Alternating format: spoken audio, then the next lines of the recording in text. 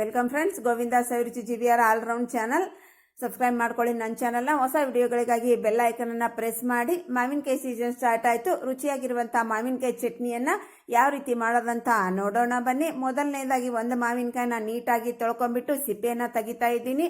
ಬಂಧುಗಳೇ, ನೀವು ಹಾಗೆ ಕೂಡ ಮಾಡ್ಕೋಬಹುದು, ಅದು ಕೂಡ ಚೆನ್ನಾಗಿರುತ್ತೆ.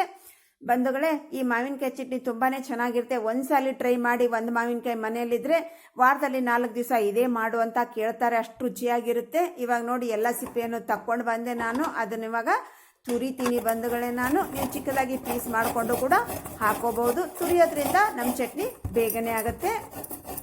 ಇದು ನೋಡಿ ಬಂಧುಗಳೇ, ಚಟ್ನಿ ರೊಟ್ಟಿ, ಚಪಾತಿ, ಅನ್ನಕ್ಕೆ, ಬಿಸಿ ಬಿಸಿ ಅನ್ನಕ್ಕೆ 1 ಸ್ಪೂನ್ ತುಪ್ಪ ಹಾಕೊಂಡು ತಿಂತಾ ಇದ್ರೆ ಸೂಪರ್ ಆಗಿರುತ್ತೆ ಬಂಧುಗಳೇ.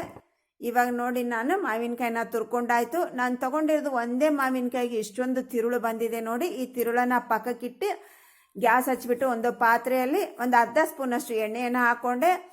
ಒಂದು 3/4 ಸ್ಪೂನಷ್ಟು ಉದ್ದಿನಬೇಳೆ, 1 ಸ್ಪೂನಷ್ಟು ಕಡಲೆಬೇಳೆ, 1/4 ಸ್ಪೂನಷ್ಟು ಧನಿಯಾ, 1 ಸ್ಪೂನಷ್ಟು ಜೀರಿಗೆ, ಒಂದು 10 ರಿಂದ 12 ಕಾಳು ಮೆಂತ್ಯ, 5 ಒಣ ಮೆಣಸಿನ್ಕಾಯಿ ಹಾಕೊಂಡ್ಬಿಟ್ಟು ನೀಟಾಗಿ ಇದನ್ನ ಹೊಂಬಣ್ಣ ಬರುವಾಗೆ ಫ್ರೈ ಮಾಡಿಕೊಂಡೆ. ನಿಮ್ಮ ಖಾರಕ್ಕೆ ಅನುಗುಣವಾಗಿ ಹೆಚ್ಚು ಕಮ್ಮಿಯನ್ನು ಹಾಕೋಬಹುದು. ನಂತರ ಒಂದು 6 ಬೆಳ್ಳುಳ್ಳಿ ಎಸಳನ್ನು ಸಿಪ್ಪೆ ತಕೊಂಡ್ಬಿಟ್ಟು ಹಾಕೊಂಡು ಚೆನ್ನಾಗಿ ಫ್ರೈ ಮಾಡಿಕೊಂಡೆ. ಅದು ಫ್ರೈ ಆದ ನಂತರ 1 ಕಡ್ಡಿಯಷ್ಟು ಫ್ರೆಶ್ ಕರಿಬೇವನ್ನು ಹಾಕಿ ಕರಿಬೇವು ಗರಿ ಗರಿ ಆಗೋವರೆಗೆ ಫ್ರೈ ಮಾಡಿಕೊಂಡೆ. ಗ್ಯಾಸನ್ನು ಆಫ್ ಮಾಡಿಕೊಂಡೆ. ಇದು ಕಂಪ್ಲೀಟಾಗಿ ತಣ್ಣಗಾದ ನಂತರ ಮಿಕ್ಸಿ ಜಾರ್ನಲ್ಲಿ ಹಾಕಿ ಸ್ವಲ್ಪ ತರಿಯಾಗಿ ನಾವು ಇದನ್ನು ಗ್ರೈಂಡ್ ಮಾಡ್ಕೋಬೇಕು. ಅದರಲ್ಲಿ 1 ಸ್ಪೂನಷ್ಟು ಉಪ್ಪನ್ನು ಹಾಕ್ಕೊಂಡೆ. ಹಾಗೆ ಒಂದು ಅರ್ಧ ಲಿಂಬೆಹಣ್ಣು ಗಾತ್ರದಷ್ಟು ಬೆಲ್ಲನ ಹಾಕ್ಕೊಂಡು ಇವಾಗ ತರಿಯಾಗಿ ಗ್ರೈಂಡ್ ಮಾಡ್ಕೊಂಡು ಬಂದೆ. ಇಷ್ಟು ತರಿಯಾಗಿರ್ಬೇಕು ನಮಗೆ, ನುಣ್ಣಗೆ ಮಾಡ್ಕೊಳ್ಳಿಕ್ಕೆ ಹೋಗಬೇಡಿ. ನಂತರ ನಾವು ಅದರಲ್ಲೇನೆ ನಾವು ತುರ್ಕೊಂಡಿರುವಂಥ ಮಾವಿನ ತಿರುಳಿದೆ ಅಲ್ವಾ, ಆ ತಿರುಳನ್ನ ಹಾಕ್ಬಿಟ್ಟು ಸ್ವಲ್ಪ ನೀರನ್ನು ಹಾಕಿ ಗ್ರೈಂಡ್ ಮಾಡ್ಕೊಂಡು ಬಂದೆ ನೋಡಿ ಬಂಧುಗಳೇ.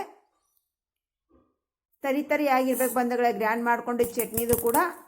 ಈ ಕಡೆ ಗ್ಯಾಸ್ ಹಚ್ಚಿಬಿಟ್ಟು ಒಂದು ಪಾತ್ರೆಯಲ್ಲಿ 1-2 ಚಮಚದಷ್ಟು ಎಣ್ಣೆಯನ್ನು ಹಾಕ್ಕೊಂಡು ಸಾಸಿವೆ ಜೀರಿಗೆಯನ್ನು ಹಾಕ್ಕೊಂಡೆ. ಸಾಸಿವೆ ಜೀರಿಗೆ ಚಟಪಟ ಅಂದಮೇಲೆ 1-2 ಕಡ್ಡಿಯಷ್ಟು ಕರಿಬೇವು ಹಾಕೊಂಡೆ.